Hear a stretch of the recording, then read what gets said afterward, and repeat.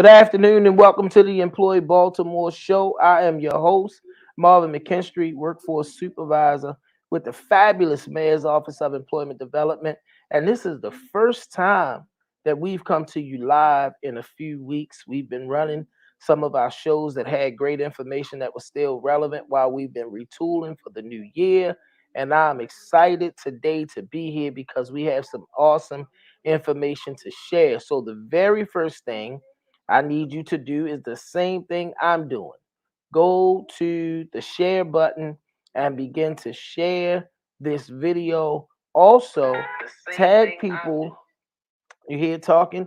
Tag people by name in the comments that you think could benefit from the great information that we're sharing today because we're going to be talking about making power moves. We're going to be talking about making the power move of getting into apprenticeship. I know. Soon as we hear apprenticeship, the first thing we think is young people. No, most of my apprenticeship success come from people who are tired of dead end jobs. You're a warehouse worker or you're a laborer somewhere, and there's no room for upward mobility. And you come into this apprenticeship process that not only gives you a lifetime skill and certification in most cases, it already dictates your growth and learning over time. And we're going to be talking to one of my good friends and brothers, a member of our team, who was a part of the fabulous work of apprenticeship that's happening in Baltimore, Mr. Lewis Monk. But before we get to Lewis, we got a few announcements that I want to share. Y'all know that the first thing we want to do is, as an agency, we want to send our love and our condolences to the family of Officer Kiana Holly.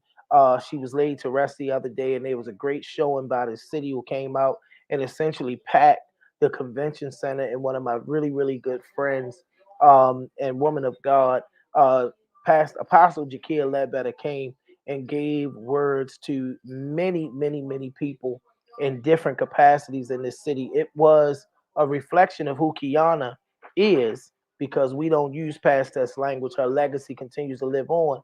It's a reflection of who she is. You had police, city officials, community members, all kinds of people who had came together.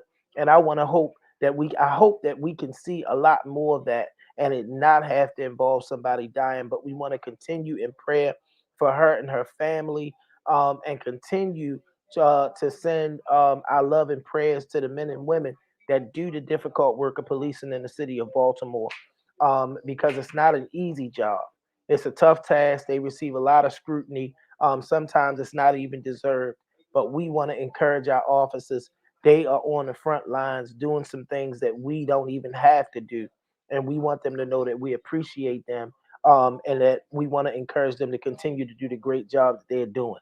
All right. Now, we got some announcements. Martin Luther King birthday is coming up this Monday. Well, let me go in order. All right.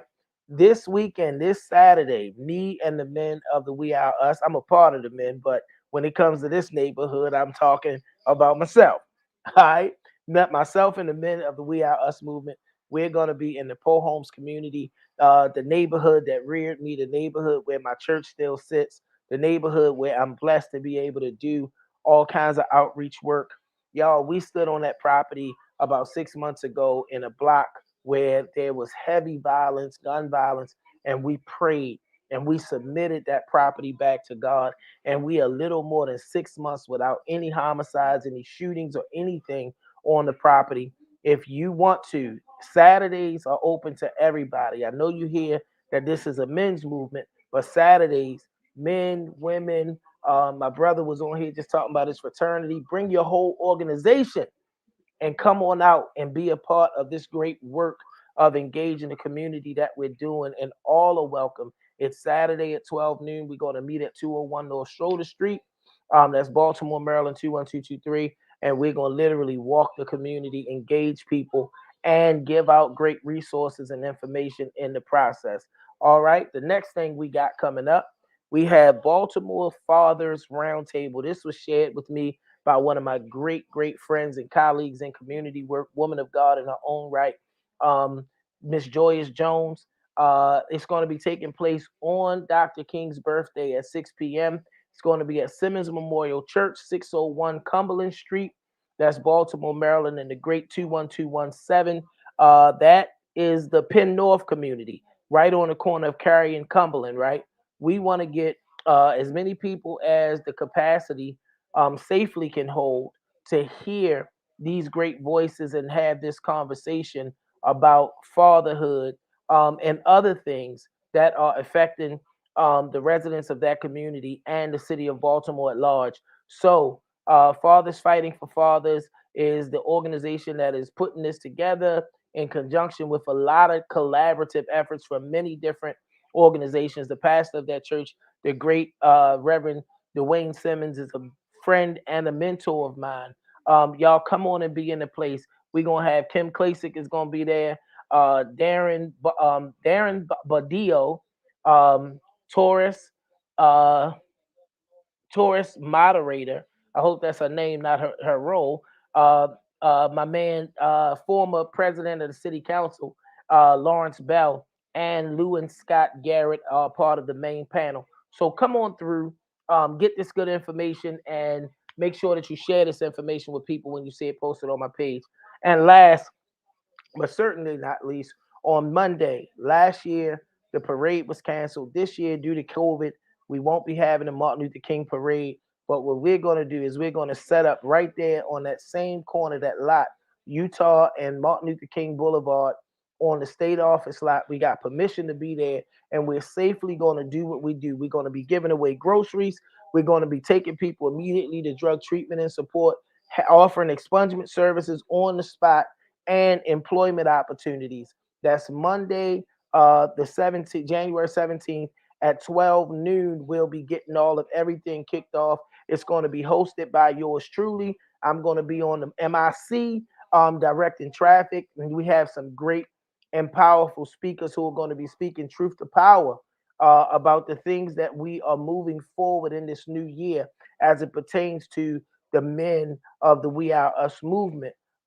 Please make sure you come out. You see it right down there in the tagline. The streets are coming together. Y'all, when we are planning these events and doing this work, we have people who have been 10 toes down in street organizations that are coming together because even if we differ in opinion on other things, we all agree that we have got to stop the killing. In order to effectively do that, we've got to make sure that we have ready resources available on the spot for those who are either in the space to commit that level of crime or to be the victim of that crime. We thank everybody for all of your support, the many donations and things that have poured in. And we want everybody to come out, especially if you're a man, if you're a black man in the city of Baltimore, be out that day. If you're a man of any color and you care to see the change that we need you boots on the ground. There's going to be a small community walk. We have to make everything safe and condense some activities because we don't want, in our good efforts, anybody to be sick or come down with COVID or anything like that. But it's definitely going to be a happening. All right. Now it's time to get in what we come here to do on the Employ Baltimore show. We come here to share information and opportunities with the residents of the city of Baltimore. The Mayor's Office of Employment Development stays at the forefront of sharing opportunities and connecting people to businesses and businesses to people. And we have expanded as an agency and we're doing it in a much, much, much bigger way. And one of those expansion projects has been to target apprenticeships. I had the opportunity to work with the International Brotherhood of Electrical Workers. And one of the things that I was very, very frank and candid with them about is the reality that a lot of people in our communities that need to know about this don't really get to know about apprenticeship opportunities. It's one of those things, excuse me, y'all, I gotta share again. It actually didn't come up like I hoped it would. So I'm doing it again. All right. A lot of people in urban communities who could use that opportunity, who could use that push, are not getting it because for some reason, with all of those opportunities that they've had down through the years, it just don't make it to the hood. I'm gonna call it what it is. But guess who has been boots on the ground in the hood, making sure that all of the great opportunities in Baltimore make it to the people that need it the most?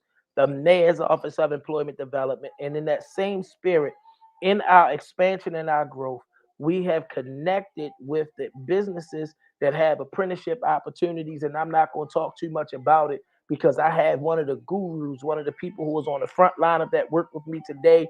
He has not been with the agency long, but I've had the privilege of working with this brother, and he has come very strong, great experience, and he gets it. He knows what it takes to make the connection between people and businesses, businesses and people.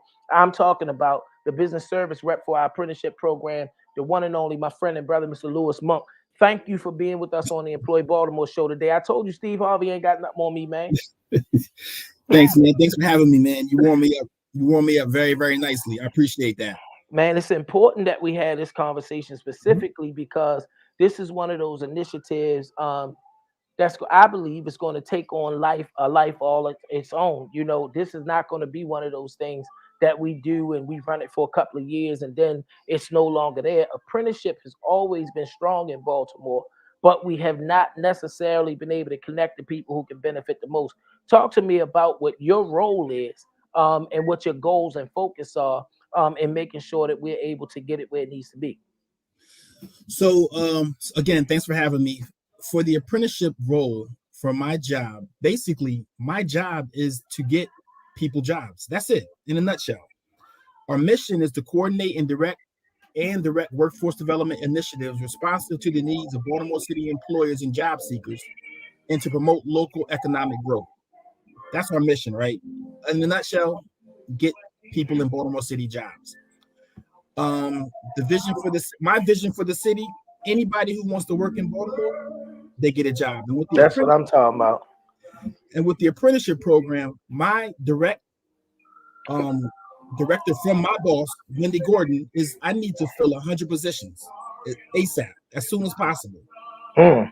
So what does that mean? That means I have to go out here and on the front end, I have to build a relationship with the apprenticeship.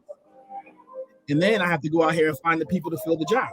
So if you're ready to work in Baltimore and it's apprenticeship, and it's a paid apprenticeship. So it's kind of like if you're going to school every day, elementary school, junior high school, or high school every day, and you're getting paid to go to class. And when you finish, you're going to have a trade. So I don't know how much easier or how much more people will need in order to get employed. And with the apprenticeship, what is an apprenticeship? Basically, the ones we're dealing with is earn and learn. So while you're learning the trade or whatever it is, you're earning money. And with ours, when you finish, they guarantee you a job. It might take a year, it might take 6 months. It depends on the industry or what the job is. But after you finish, pretty much you're guaranteed a job. And even if that doesn't work out, you have a trade that you can use. So we're just very, very excited about it. And we just got started. So we're hitting the ground running and we're ready to make it happen. I think that's important to talk about, Lewis, because two things that you mentioned there, and I'm gonna pull them apart one at a time, is the reality that we're not asking people to come and make this commitment to train and learn without being compensated, because we know the bills don't stop for some of us to be able to go to school. Parents, trying to keep the lights on, food on the table, and then secondly, apprenticeship is different because the apprenticeship is already attached to the company that you're going to be working for when you finish the training. And sometimes they work in conjunction. You're in school and working at the same time. Talk Correct. to us, first of all, about how important it is, that we're able to, people who are interested in this level of training are still able to keep food on the table because they get paid. And then the reality that we're talking about a guaranteed job. Just exactly what you just said. It's a guaranteed job. So you're going to work every day. You're learning the trade. You're getting paid to learn the trade. And when you finish, you're certified. You're qualified to go out there and do the trade. So then I'm going to say, when you're in the apprenticeship, you might make whatever you make. But then when you're finally qualified, you're making much more because you're actually a certified technician, or you're actually a leader in the industry in that trade. So the reality of it is that once you sign on to the apprenticeship program, you're pretty much building a career for yourself. And that's really all we need in our communities is if you have a career, that means you can put food on the table. That means you can pay your rent. That means you can just do things that you need to do in order to take care of your family. So it's very important that you realize that this apprenticeship is not free. It's paid training.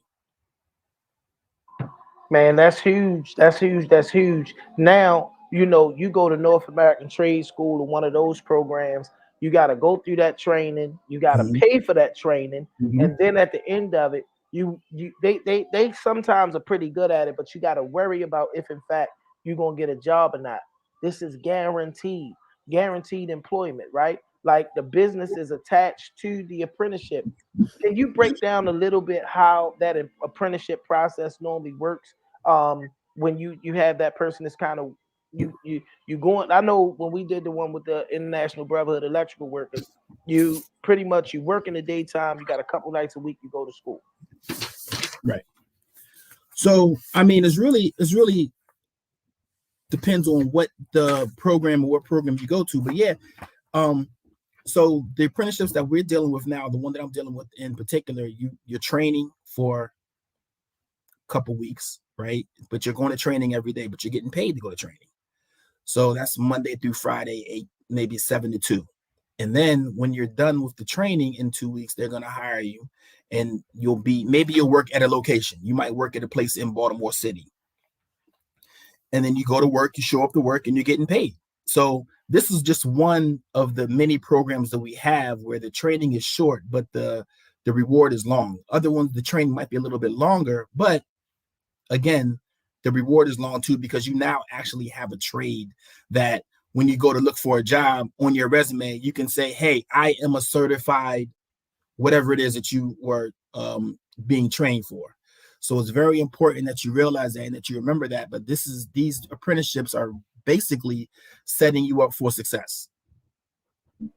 Man, listen, y'all. I need everybody to hear this conversation. Continue to tag people and get them on here today because this apprenticeship conversation is one that is really not had enough here in the city of Baltimore. While we have a joint apprenticeship, the joint apprenticeships of Maryland, and one of the things when we was working with the International Brotherhood of Electrical Workers that they said to me that just blew me away is that if you was to decide you wanted to pick up and move your family to California, you call the local in California and let them know that you're coming, and they got work for you the day that you get there. It's a brotherhood, right? It's not just get that thought and idea of training, because with most apprenticeships, you're going to work and you're learning at the same time, whether it's on the job or whether you're taking a class or two during the week. Lewis, a lot of people have a tendency to associate this with people that don't have jobs, right?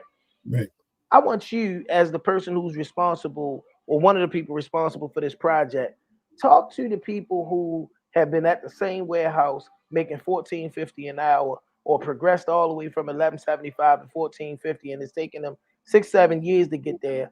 About some of the progressive wage scale benefits that comes along with being in this apprenticeship process. Okay, so the one that I have in mind right now, it's kind of under wraps. At least we can talk about the wages. While you're in training, you're making $16 an hour, right?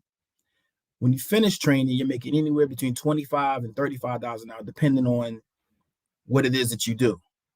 So some of the benefits for the apprenticeships, some of the benefits for apprentice are that you earn while you learn a valuable skill. You receive personalized instructions from industry experts. You earn nationally and industry recognized credentials, and you build a high quality career pathway. So what does that mean? Basically, what that means is that, again, you're earning while you're learning. And a lot of times in these warehouse jobs, like Marvin said, if you're making $11 an hour after 2 or 3 hours of hard back-breaking work, you're making maybe $12 an hour, right? Now, if you quit or you get fired, they're going to have somebody to replace you immediately. And it's going to be hard for you to find another job. Where you come to an apprenticeship, right? And you get that training and something happens. Let's say you get laid off, or you have to leave, or you have to move, or you have to move your family somewhere. You still have that training from the apprenticeship that you learned. So that's a value. That's a skill that you can take wherever you go. So the reason that the apprenticeship program is so important is that it's giving you a concrete foundation for your family, and not just for your immediate family. This could be for generations. This could be for your kids, your grandkids. You setting up something that could last for generations and generations. So we're very, very excited about the apprenticeship program, and we're here for you guys. Louis, that's a great point that you made, man. My granddaddy always taught me you never work for your first name, you work for your last name, because you want to be able to leave a lasting legacy. And we know that the original higher education was apprenticeship. Right. When you go all the way back even to the Bible days, Right. we didn't have colleges that people went to. They got a mentor that had a skill and passed that skill on.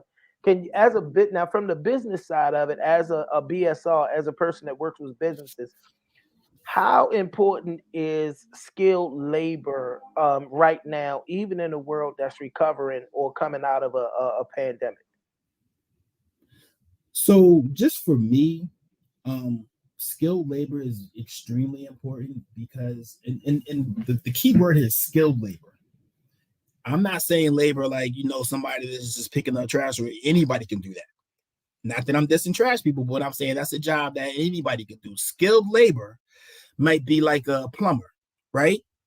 It's cold outside. These pipes break, man.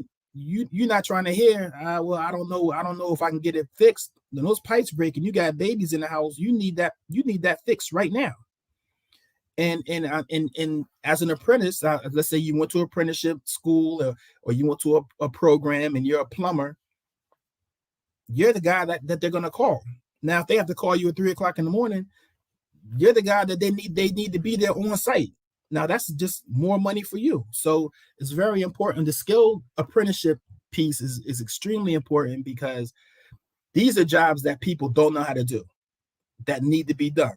Plumbing, electricity, carpentry, things of that nature. These are jobs that, I'm clueless to how to do it, but if something goes wrong with my house, the kids are not going to be happy if the house is cold. So I'm going to need the HVAC guy to come out there. That's a skilled labor job, and get that fixed. And at that point, money is really not an object if you have babies and family in the house and it's cold, or the pipes are broken or something like that. So just to get back to your point, Marvin, skilled labor is very important. And to back up what you said even further, like you said, the colleges that came around a little after, but before, families and generations, they were saying, hey, this is what we did, this is what your grandfather did, this is what you did, this is what I did, this is what you're gonna do, this is what your kid is gonna do. And that way, you have a trade that you can always rely on. Man, now when we talk about long-term success, right? Because we talked about a lot of things. We talk about the fact that you got a skill, right? Yep. Something nobody could ever take away from you. I don't care what happens. When you have a skill, you are marketable. Then we talked about the fact that there's a progressive wage scale. You're not in that dead end kind of situation that you might be, even with a place like Amazon who has higher wages, but your life in 6 years ain't gonna require what it requires now, right? So we Correct. talked about that success. We talked about the fact that the job is attached to this concept of training and apprenticeship. How many people in the skilled labor fields take this, and we talking way down the line, y'all, because we know our responsibility is to make sure that there's a job opportunity attached to it. Talk about the many people who take this opportunity and get that trade, and they go from being the plumber in the union to being their own business. This literally becomes a pathway to you being able to impact generations of your family by being able to establish your own business. Let me tell you how easy it is. So you're an apprentice, right? And let's just use plumbing again. You're an apprentice, you go through the apprentice program, and you're certified plumber now. Now you happen to be my man that I grew up with. You're a certified plumber. So if my plumbing goes out, I'm not calling this company that's going to charge me $100 an hour. I'm going to call you because you're my man and you're a certified plumber. So then when my aunt's plumbing goes out, I'm going to say, hold up, auntie, let me call my man. So now you have that recurring customer, and it keeps growing and growing and growing. And now your part-time job is getting in the way of your full-time job. So now you have a decision to make, and you say, you know what, I've learned all I need to learn. Thank you, apprenticeship. I appreciate it. But now I'm ready to step out and do my own thing. So now you see how the generational wealth can start to happen, because now that you stepped out and done your own thing, you say, hey, son, why don't you come to work with me Saturday? Son gets involved in it, or son and his friends get involved in it, and maybe they do, or maybe they don't, but they still have that skill. So you can see how an apprenticeship can really help you to be an entrepreneur and start up and work for yourself. All of our listeners today, our viewers, whether you're listening for yourself or you're listening to take the information back, this is one of those full and comprehensive opportunities. First of all, it's no particular audience. You could be the person that's just coming out of school and trying to figure your way out. You could be the person that's been in a dead end job that's trying to do something else. Okay, I just got a note from our producer. I thought you kind of touched on it already, but can you talk specifically about the trades that we're already in communication with? I can. Give me a second here. I have it written down. So I just want to make sure that I'm on point with it, because I'm sure my boss is looking and I don't want to get in trouble. Okay, give me a second more. So some of the companies that we deal with now, was that the question that you asked? Yeah, some of the businesses, one of the viewers asked, what trades specifically are we already in communication with? Okay, so some of the companies, so we're working with, some of our partners are the Maryland Department of Labor, right? Baltimore City School System. So that might be maintenance, that might be plumbing, that might be carpentry, that might be IT type of things. We're in the healthcare industry, we are in the IT industry, we're in the construction industry. So these are all industries that we're in right now, we're focusing on right now. And not to say that it can't be more, but I feel like those are three that we're kind of really pushing right now to this point. Lewis, I think that's a really good point, because people traditionally, when they hear apprenticeship, and I'm glad Katanya brought that up now because we get to talk about it, they normally limit it to the building and construction trades. Right. But apprenticeship a long time ago has kind of transcended just the Right. building and construction trades. Talk a little bit more about those areas again, because we're all over the place. I heard you mention the medical field and all that Right. kind of stuff. Right. So with the medical field, your apprenticeship, you might be a technician. Who knows? You might be anything that has to do with the medical field, if you can be an apprenticeship, because now, with the pandemic going on and everything, they need nurses. So you might have an apprenticeship program for nursing, right? You might have an apprenticeship program for, I'm not quite sure what it might be for, but in the medical field, we have a lot of different openings and different opportunities where the apprenticeship program will get you that trade and get you where you need to go. And of course, when you think of apprenticeship, you might think of construction, but you might not think about IT. So, you have an apprenticeship program for an IT type of job. Again, it might be a 6-month program, it might be a year program, but then when you finish, you have a certification and you're ready to go out and forge your way into the world. Y'all, so we talking, and Lewis, I want you to talk about it because you my guest today. We talking about personal investment. One of the things that a person has to be ready for when they're looking at apprenticeship is to make the personal investment, whether it's working simultaneously on a job and attending classes. Talk about the personal investment that businesses, you've already started talking to some businesses. What do they normally look for in a candidate? So what I tell people all the time is, when you're looking for a job, you it's going to be hard work. You have to be dedicated. You have to be focused. Now, with the apprenticeship, I tell them, listen, if you can focus for a year, 6 months, whatever, however long the apprenticeship is, if you can just focus that long, that's going to set you up for possibly for life. So you want to make sure that, this isn't something that, like, well, I might come to work Monday and I might not come back till Thursday because it's just an apprenticeship. No, this is something that's going to give you the tools to be successful in life for generations to come. So if you could just focus for however long the apprenticeship program is, then you're going to be good to go. And I always tell people all the time, like, I ask them, like, do you have any kids? And they say, yeah, Mr. Lewis, I have kids. How old are your kids? My kid is 5. I say, do you know how fast did that 5 years go by? So if you could focus for half of that time, you could possibly be set for life. So it's a commitment. It's dedication. It's not easy, but the reward is worth it. We talking long-term success, y'all. Today we are talking. Listen, I've become known as Mr. Jobs. I want to help everybody that want to change their social economic status be able to do so by getting a job. But today we talking long-term success, y'all. We talking apprenticeship with one of the gurus in our agency who is crazy because I guess people are watching this broadcast. I just got an email from a business partner who I've done some kind of apprenticeship oriented work, Matt Koski. Um, um, uh, just got an email from him, and you see me keep picking up my phone. There are people that are looking at this broadcast and hitting me up right now, wanting in on the opportunities. And I'm talking from the business side. You don't have apprenticeship opportunities without the buy-in of the businesses. Can you talk a little bit about the excitement that's been raised? And I know a lot about it because I've been at the table from day one. But talk about the excitement that was raised when the word went out that Baltimore City was connecting themselves and incentivizing businesses to do more apprenticeship. I can. So the apprenticeship will help fulfill future workforce demands, right? What does that mean? That means if you come in now as an apprentice and you get trained by one of these apprentices, like by an apprenticeship or a company, down the line, they're going to need you. They're not training you for anything. They're training you because they need you. So that's something that can always be helpful for you. It drives the workforce development and creates economic opportunities, right?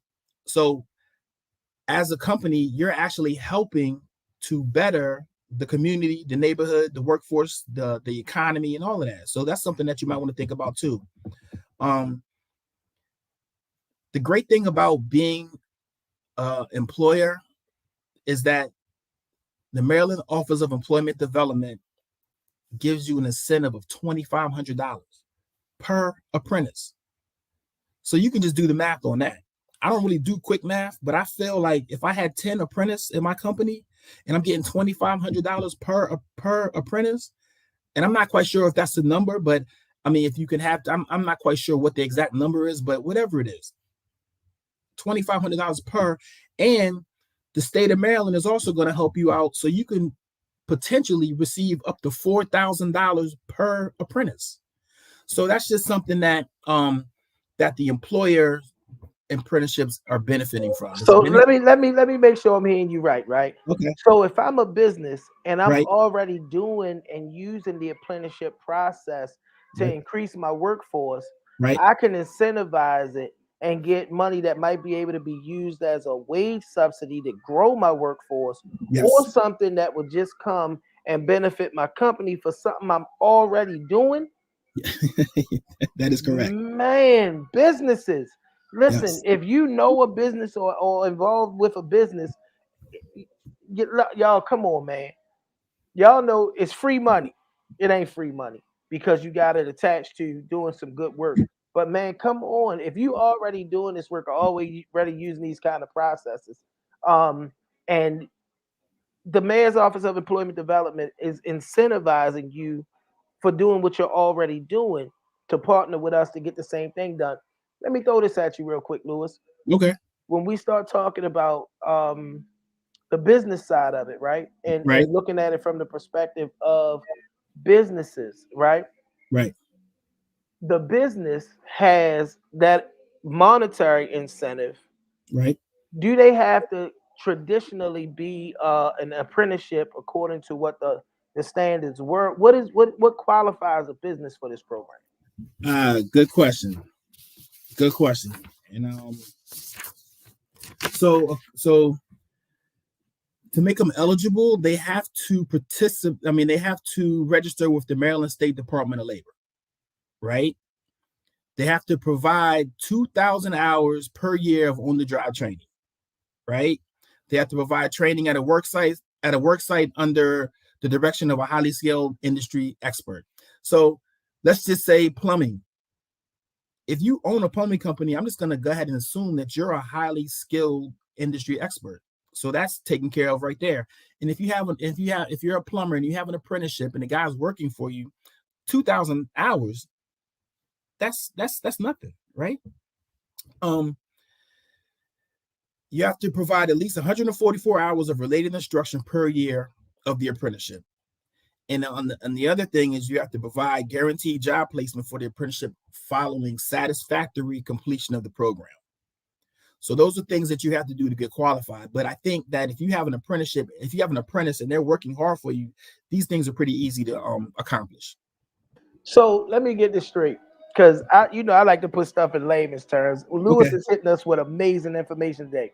So if I'm a small business, Yes. and I'm looking to increase my workforce, bring skilled people in, or people that I can bring in and teach to have this skill that's not only going to set them up, because we start the whole first half of the show, we talked about how it benefits the employee. If I'm that business looking to grow my workforce, get skilled people that I can put and teach to do it my way, Right. y'all going to give me up to $4,000 to do it? Potentially. Yeah. Man, listen, y'all got to stop playing. Businesses in the Baltimore area. So if you're a smaller minority business in the Baltimore area, because that registration with the Department of Labor and all of that stuff is some basic business stuff. There's nothing that I heard that a credible business has not already done, right? So if you're a smaller minority business or you somebody that's looking to grow your workforce, even if apprenticeship has not been traditionally attached to the way that you have grown your workforce, you can incentivize the growth of your own workforce, the growth of your business, increase the capacity, and the mayor's office of employment development is going to help you do it. Hey Marvin, let me add this as well. We also have a person, her name is Yessie, right? Her job is to get the apprentice ready for the workforce. So she's going to help this apprentice with interviewing skills, what to wear, what to say, make sure you're on time, writing your resume, financial literacy, things of that nature. So we're gonna give when we send this person to you, they're already gonna have the kind of basic soft skills in order to be successful already. So we are really trying to get this program running, and it's a great program. I don't understand why hopefully this is a program where I don't have to sell anything. All I have to do is present the information, and it should just be an easy cakewalk for anybody who is looking to get employed and get a career and get their future moving. So hold on, stop the press again. Stop the press again. Okay. We talking about increasing your workforce, Yes. increasing your capacity, which can mean Yes. bigger contracts, your ability to do more business with Yes. people that you get to train how to do the thing that you want them to do. And then Yes. the mayor's office of employment development is making sure that you're getting pre-vetted Yep. clients or Yep. pre-vetted workforce Yep. that is going to be given skills, so you don't have that 50-50 roll of the dice that you deal with sometime in hiring, because some people interview well and don't never live up to it. They're going to be pre-vetted and Yes. given the basic life and job readiness skills to be successful. We call it our apprenticeship support services. That Um, is, go ahead. like I said, goal setting, employability skills, resume and cover letter preparation, interviewing skills, computer skills, financial literacy. We're going to help you with all that. So when we send them, they're going to be already ready to go with the soft skills. So that's what we're here for, man. One of the things that I know small businesses really struggle with, because I'm a small business owner, and you know, different for me, I work for the Mayor's Office of Employment Development, so I know all things hiring. But many small businesses don't have a human resources department or anything like that. The Mayor's Office of Employment Development is becoming, well, we've always been a partner in the human resources aspect. We're going to do the recruitment for you. Let me run the list down, because I'm forgetting my brother name. Lewis is hitting me with so much information, and I want you to have it in context if you're that business. We're going to do the recruitment. We're going to pre-vet the people that come through the recruitment. We're going to train them and give them the soft skills necessary to be able to be successful for the long term. We do this for the sake of retention. Then we're going to get that person to you, incentivize you to do what you're already doing, upwards of $2,500 to $4,000 per candidate, increasing your workforce at the same time. Man, if you're a business, you need to connect with Lewis. You need to connect with my man Lewis Monk. We're gonna get his information up there. If you're a person that's interested in apprenticeship opportunities, you need to connect with the Mayor's Office of Employment Development and my man Lewis Monk. His information is right there on the screen.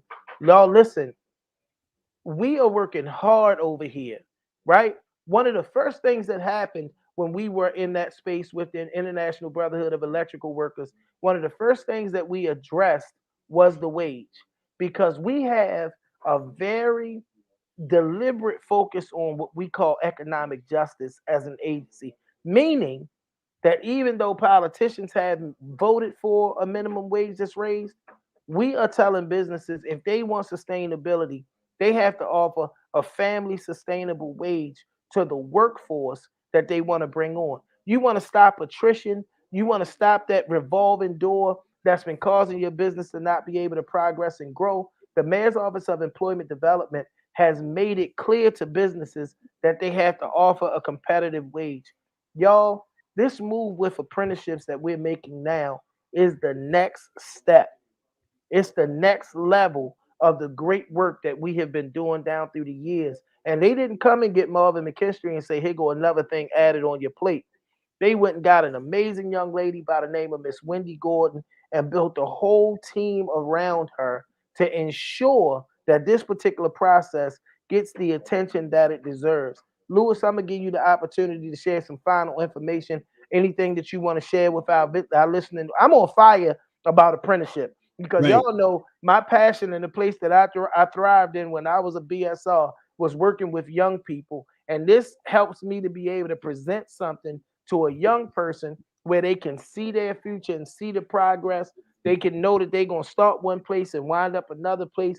The goal oriented people, people who may not be goal oriented, we can help make them goal oriented because we got the plan already thought out. Talk to the people, Lewis. Give them any final thoughts that you have, how to reach you. Talk as much about you and the team as you want to. Let the people know about the fabulous Wendy Gordon and her leadership that's doing a great work in this area, man. I'm excited about what we can expect to come from this new initiative. So let me just say, Wendy's awesome. When I first started working here, I didn't have a clue of what I was doing. I'm just going to be 100% honest. She took me under her wing. She told me to calm down, put me to work, and here I am. Wendy's thing is our main objective is to get people employed. The Mayor's Office of Employment Development. Like, it's not rocket science. This is what we do. She's extremely passionate about it, which made me even more passionate about it. I've already been passionate about helping my community out and getting people jobs. Some of our trades, again, are healthcare, electrical, plumbing, construction, cybersecurity, or tech. And think about it. You don't even need any experience. That's the beauty of an apprenticeship. They're going to train you.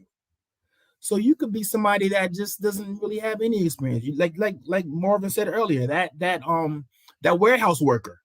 You know what? I've been working in warehouses for years. I didn't think I was going to be able to do anything else with my life. You come get an apprenticeship, man, in a year, 6 years, 6 months, a year, whatever the prime is, whatever the length is.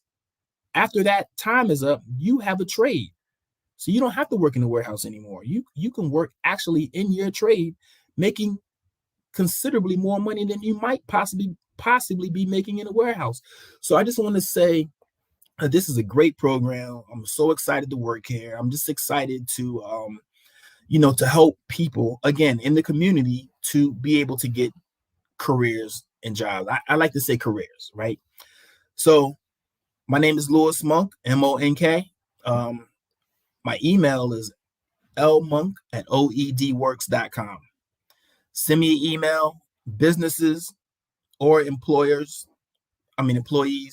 send me your contact information. I'm going to try to link everybody up and match people, and we're going to be one big happy family. And let's just get it going. Louis, I want to thank you again for joining us today, man. I've said it meeting after meeting, as it pertains to a lot of this information, but the way you delivered it today with such conviction and passion, man, has me on fire about apprenticeship. Like I said, we talked before about making sure that you and your team are present in every space that we're operating to make sure that people have apprenticeship when we're doing the job fairs, when we're doing the virtual stuff that we got to do right now until we freed from this this shutdown Right, that we in right now. The right, apprenticeship is always going to be present. Again, I want to shout out Miss Wendy Gordon, who is leading masterfully in this particular brand new direction. Man, I can't believe Wendy knew everything that she was even getting involved in when she took the job, and to see her right, take the reins of it and give it such a pinpointed direction to where now we're all understanding what apprenticeship is going to mean in MOED, and leading and guiding us in the direction that we have to go. Then you got our sister Yessie, who is literally taking a hold of each candidate and ensuring that the barriers are removed and the things that are necessary to ensure long-term success is conveyed to them. And you, my brother, who is out here on the front lines, working with the businesses, drawing businesses into this project, and making sure that our partnerships are solid and strong. Man, it is an honor to be a part of what's happening in the Mayor's Office of Employment Development. We in the process. I think we got some stuff set up tomorrow to do some final interviews for the retention specialist so we can finalize and fill y'all team out. That's right. going to be another person that's there to ensure the success of every candidate and ensure that each business has a contact person to make sure if things get a little bumpy through the process, and the road get a little rocky, they have a direct person. Listen, y'all, we're not playing with this apprenticeship opportunities that we have to be able to give to the resident city of Baltimore. We don't need you to come to us perfect, but we need you to come to us ready to learn, ready to grow, ready to develop into what's going to literally impact you and your family for generations to come. Thank you, Lewis Monk, for being with us today. I'm excited about this great work that we're doing. As always, I gotta thank my friend and my sister, our producer. I don't know, she looked pretty good when I seen her this morning, and every once in a while she'll jump on the camera. But I gotta shout out Miss Catania Lesser, who does everything from making sure the show is booked to making sure that we are produced.